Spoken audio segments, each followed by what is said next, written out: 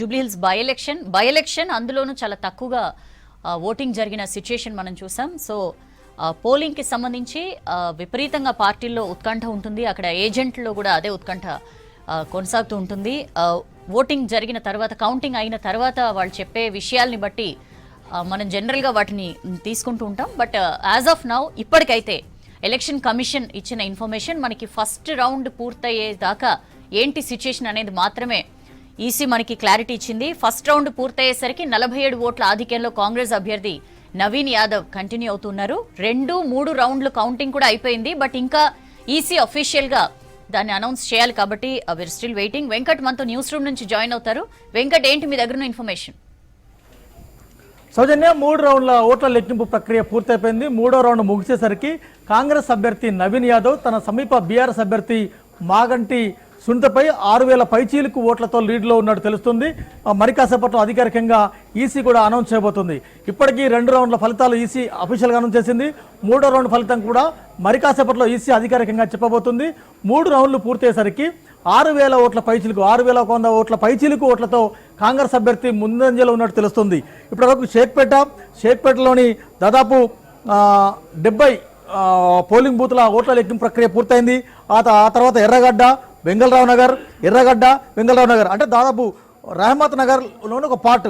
ఇప్పటివరకు అంటే 70 పోలింగ్ బూత్ల చొప్పున మనం చూసుకున్నట్టయితే ఇప్పటివరకు 152 అంటే 1 నుంచి 152వ పోలింగ్ బూత్ వరకు ఓట్ల లెక్కింపు ప్రక్రియ పూర్తయింది. అంటే అధికారికంగా 3 రౌండ్ల ఓట్ల లెక్కింపు ప్రక్రియ పూర్తయింది. 3 రౌండ్లు దాటేసరికి 6100 పైచీలకు ఓట్లతో కాంగ్రెస్ అభ్యర్థి ముందంజలో ఉన్నారు. ప్రస్తుతం 4వ రౌండ్ల ఓట్ల లెక్కింపు ప్రక్రియ ప్రారంభమైంది. ఇక్కడ 127వ పోలింగ్ బూత్ నుంచి మళ్ళీ 190వ పోలింగ్ బూత్ వరకు 4వ రౌండ్ పూర్తవుతుంది.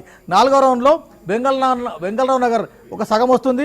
ఆ తర్వాత రహమత్ నగర్లోని 2 ప్రాంతాలు వస్తాయి. 4వ రౌండ్ కూడా మరి కాసేపట్లో మరొక 10-15 నిమిషాల్లో 4వ రౌండ్ ఓట్ల లెక్కింపు ప్రక్రియ కూడా పూర్తిగా వస్తుంది. సో మొత్తానికైతే ఇప్పటివరకు అధికారికంగా 3 రౌండ్ కంప్లీట్ అయ్యాయి. 3వ రౌండ్ కంప్లీట్ అయ్యేసరికి 3100 ఓట్ల పైచీలుకుతో కాంగ్రెస్ అభ్యర్థి ముందంజలో ఉన్నట్టు తెలుస్తుంది. ఈసీ మరి కాసేపట్లో అధికారికంగా ధృవీకరించాల్సి ఉంది. అంటే తొలుత షేక్పేటలో ఫస్ట్ రౌండ్లో కొంత ఫలితం దోమూసులాడిన ఫలితం కొంత ఉత్కంఠగైనా సెకండ్ రౌండ్ నుంచి, అదే షేక్పేట సెకండ్ రౌండ్ నుంచి ఫలితం చాలా ఆశాజనకంగా వచ్చిందని కాంగ్రెస్ నేతలు ధీమా వ్యక్తం చేస్తున్నారు. ఈ ట్రెండ్స్ కనుక ఇలానే కొనసాగితే దాదాపు 10,000 నుంచి 20,000 ఓట్ల పైచీలకు మెజార్టీతో కాంగ్రెస్ అభ్యర్థి గెలిచే అవకాశం ఉందని కూడా గాంధీ భవన్ వర్గాలు చెబుతున్నాయి. ఇకపోతే భారత రాష్ట్ర సమితి నేతలు కూడా, మాజీ మంత్రులు, మాజీ ఎమ్మెల్యేలు వాళ్ళంతా కూడా ఇప్పుడు కౌంటింగ్ ఏజెంట్లుగా ఉన్నారు. వారు కూడా ఒక రకంగా అంటే ఫస్ట్ రౌండ్లో సెకండ్ రౌండ్లో కొంత లీడు బీఆర్ఎస్ వైపు వస్తుందని ఆశించాము. కానీ ఆశించిన మేర ఫలితం రాలేదు. అంటే తొలి 3 రౌండ్లలోనే 6000 ఓట్ల పైచీలకు ఉందంటే ఫలితం రాగల 4, 5, 6, 7 రౌండ్లో మేము ఆశించే ఫలితాలు రాకపోవచ్చు అని కూడా కొంతమంది బీఆర్ఎస్ నేతలు చెబుతున్నారు.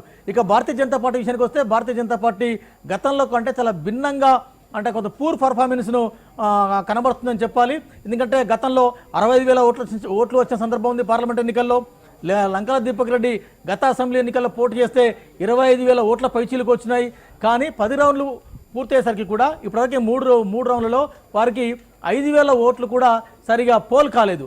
అంటే దాదాపు 10,000 ఓట్లు వస్తాయా రావా అన్నది భారతీయ జనతా పార్టీలో ఒక నిస్తేజం అయితే మనం చాలా కొట్టొచ్చినట్టు కనబడుతుంది. చూద్దాం ఏం జరుగుతుందన్నది. ప్రస్తుతానికి 3 రౌండ్లు అయితే కంప్లీట్ అయిపోయినాయి. 4వ రౌండ్ల ఓట్ల లెక్కింపు ప్రక్రియ ప్రారంభమైంది. సౌజన్య.